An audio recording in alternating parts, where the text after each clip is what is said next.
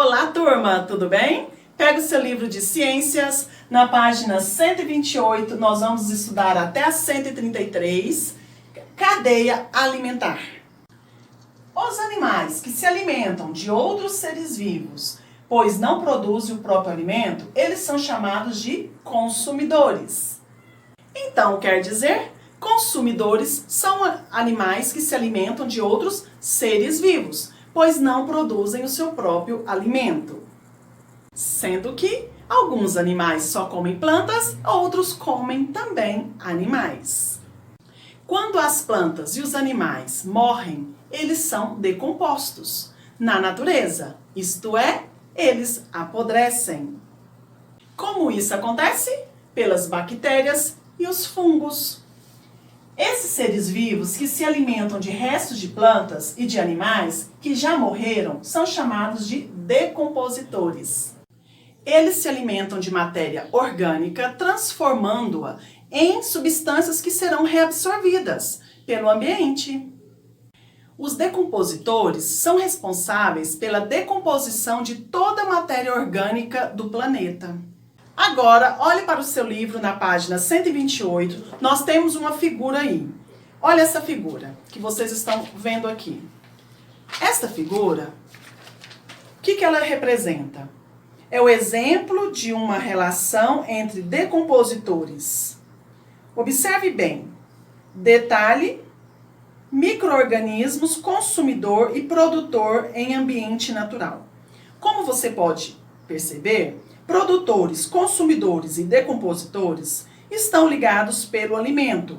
É como se fosse uma corrente, a qual damos o nome de cadeia alimentar. Então, nós damos o nome de cadeia alimentar. Continuando aí no seu livro, você viu que na figura nós temos aqui os fungos e bactérias e nós temos também um cogumelo.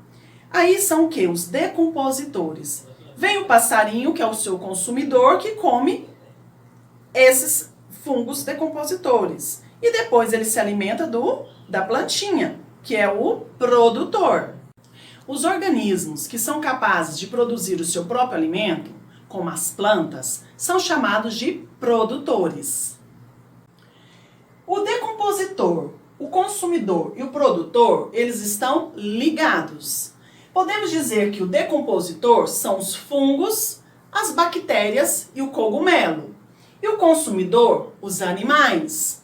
E o produtor, as plantas. Nós, seres humanos, também nos alimentamos de outros seres vivos. Dessa forma, também fazemos parte de cadeias alimentares. Todo ser vivo que vive aqui no planeta Terra influencia no equilíbrio biológico. Cada espécie participa de cadeias alimentares e do equilíbrio ambiental. Se alguma delas, por motivo qualquer, ficar muito numerosa, quer dizer, muito cheia, poderá causar um desequilíbrio. E esse desequilíbrio poderá prejudicar muitas outras espécies. Exemplos, temos exemplo dos gafanhotos. Se existir muitos gafanhotos, ele poderá trazer um desequilíbrio para o nosso ambiente. Por isso, existe a cadeia alimentar. Um animal alimentando do outro animal. Para complementar o nosso conteúdo, vamos assistir um vídeo sobre a cadeia alimentar. Cadeia alimentar.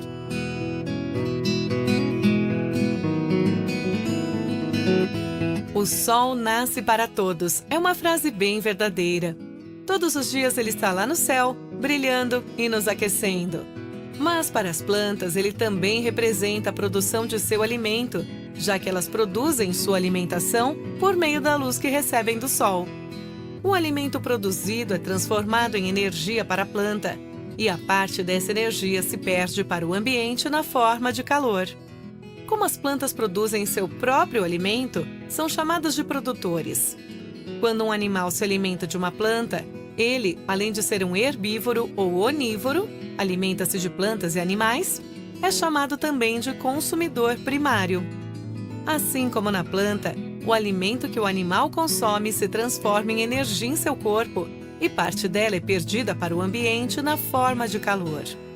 Se um ser vivo se alimentar de um consumidor primário, será considerado carnívoro, ou será considerado um onívoro se ele também comer plantas. Além disso, aquele que come um consumidor primário é chamado de consumidor secundário. Ao final da cadeia estão os seres decompositores, que são seres capazes de se alimentar dos seres que morreram ou de parte deles. Os decompositores devolvem para o ambiente os materiais que retiraram desses seres. É exatamente a continuidade dessa cadeia alimentar que garante a sobrevivência dos seres vivos na natureza ao longo do tempo.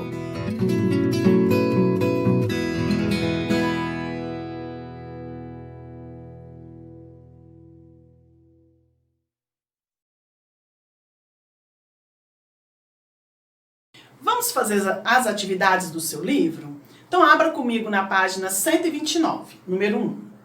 Complete as cadeias alimentares abaixo com o nome dos seres que as compõem. Letra A e a letra B. Começam a responder. Pronto? Já responderam? Então, vamos corrigir? Vamos responder? Número 1, letra A, folha. Lagarta.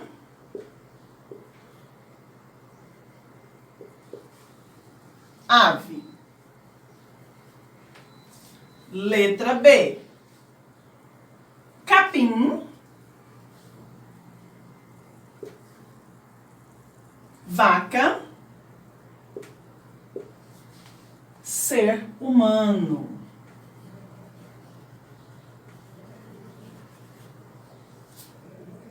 Letra C. Observe agora o primeiro elemento de cada uma dessas cadeias. É sempre um animal ou um vegetal? Você saberia explicar por quê? Observe bem, então, os elementos, de cada uma dessas cadeias alimentares. E me responda. Dá uma pausa no vídeo e responda. Depois você volta para corrigir. Corrigindo.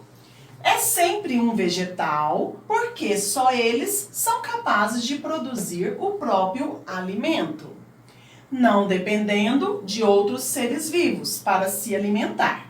Já os animais precisam se alimentar de um vegetal ou outro animal. Vamos para a letra D.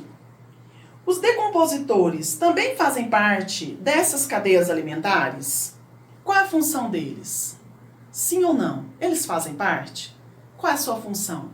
Responda. Responderam? Vamos corrigir? Sim, eles fazem parte de todas as cadeias alimentares. A função deles é decompor os restos de plantas e animais mortos e devolver sais minerais ao ambiente. Número 2, lá na página 130. Observe a figura e responda. Letra A. Qual é o alimento do pássaro? O que o pássaro está se alimentando aí nessa figura, através dessa figura? Letra B. Qual é o alimento da lagarta? Responda. Dá uma pausa e responda. Vamos corrigir? Então, qual é o alimento do pássaro? É a lagarta.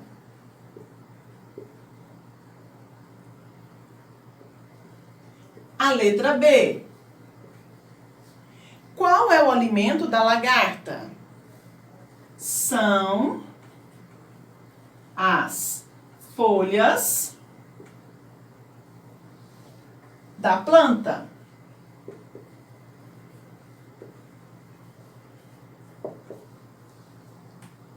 Número 3. Quando o ser humano interfere nas cadeias alimentares, acontecem sérios problemas no ambiente. Observe a cadeia alimentar abaixo. Vamos observar agora essa figura. Observaram? Vamos ler. Imagine e escreva o que poderia acontecer se, por causa da poluição ou da pesca descontrolada, a maioria dos peixes desse lago morresse. Responda agora. Imagina e escreva para mim o que poderia acontecer por causa da poluição, da pesca descontrolada. O que aconteceria com esses animais? Se todos os peixes do lago morressem, o que poderia acontecer? Responda. Dá uma pausa e responda. Prontinho? Olha a resposta. Que a morte da maioria dos peixes do lago poderia causar um desequilíbrio ecológico, afetando também outras espécies, incluindo o ser humano. Agora, número 4. Jogos contribuem para o aprendizado, pois estimulam nossas capacidades lógica e imaginativa. Por isso, vamos jogar até formar uma cadeia alimentar? Vá ao caderno de Criatividade e Alegria, na página 21, e aprenda brincando com a atividade 17. Sabemos que ainda não estamos fazendo as atividades do caderno de Criatividade e Alegria. Deixa para um outro momento, ok? Aqui na página 131 do seu livro, nós vamos estudar sobre fluxo de energia e de matéria nas cadeias alimentares. Eu quero que vocês observem agora esta figura que está aí nessa página. Observe na imagem abaixo como se dá a transferência de energia e de matéria nas cadeias alimentares. Esta figura aqui, ó. Vamos observar.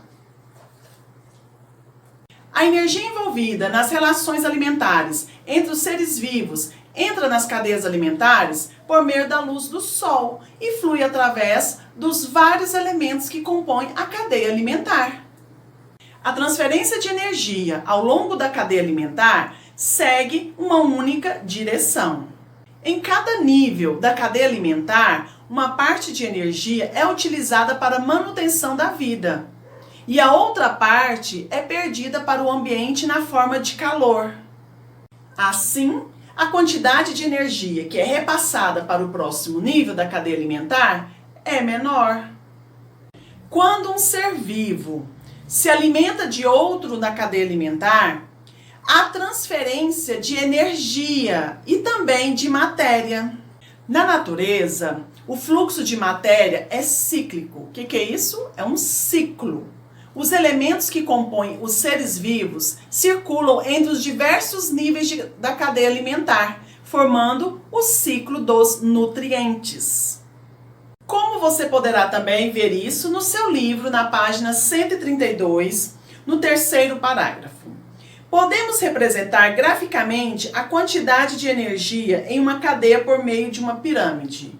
Observe a imagem abaixo. Olhe bem essa pirâmide que o livro nos trouxe. Trouxe aqui para vocês no quadro essa pirâmide que o livro mesmo nos propôs. Vocês viram aqui que há uma perda de energia. Primeiro, para começar, dos produtores. Nós vamos chamar os produtores das plantas, né?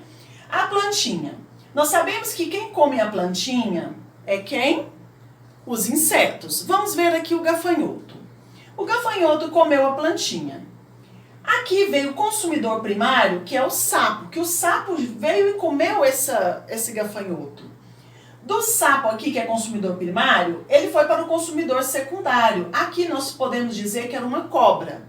O exemplo, uma cobra. A cobra foi e comeu esse sapo, e o sapo já tinha comido o gafanhoto que estava comendo a plantinha.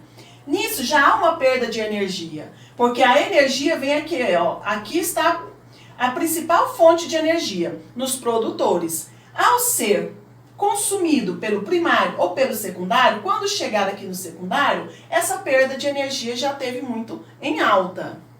Por que eu disse que aqui nos produtores, que eu dei o exemplo também das plantinhas, que o gafanhoto comeu as plantinhas? Porque o que são os produtores? Porque o produtor, ele é capaz de produzir o seu próprio alimento. Nós damos o exemplo das plantas.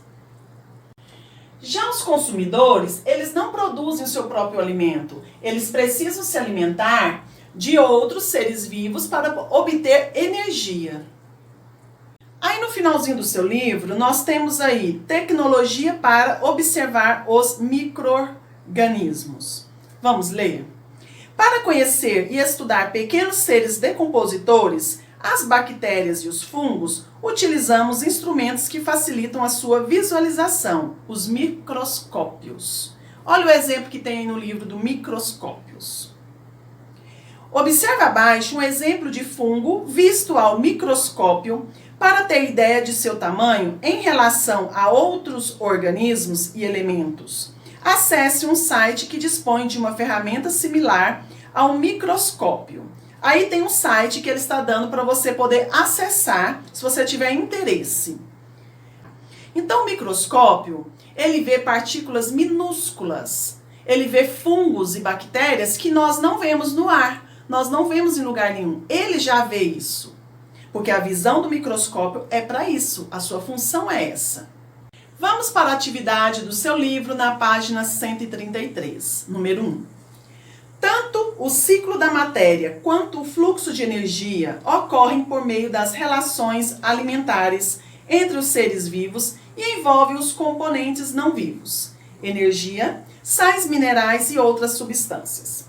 Observe a imagem abaixo que ilustra o ciclo da matéria e faça o que se pede. Essa imagem abaixo nós temos o que? A imagem de uma cadeia alimentar. Olhe na letra A. Cite alguns exemplos de troca de matéria entre os seres vivos dessa cadeia alimentar. Vamos lá, agora é com você, responda. Vamos para a resposta? O grilo serve de alimento para o sapo. O sapo é decomposto por fungos ou bactérias. E o vegetal serve de alimento para o grilo. Letra B. Explique como se estabelece a troca de matéria entre dois componentes dessa cadeia, as plantas e os decompositores. Vamos lá? Façam. Vamos corrigir?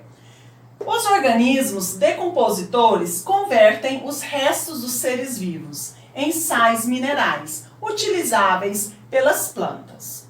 As plantas, por sua vez, servem de alimento para os decompositores ao morrerem. Prontinho, meus amores. Até a próxima aula.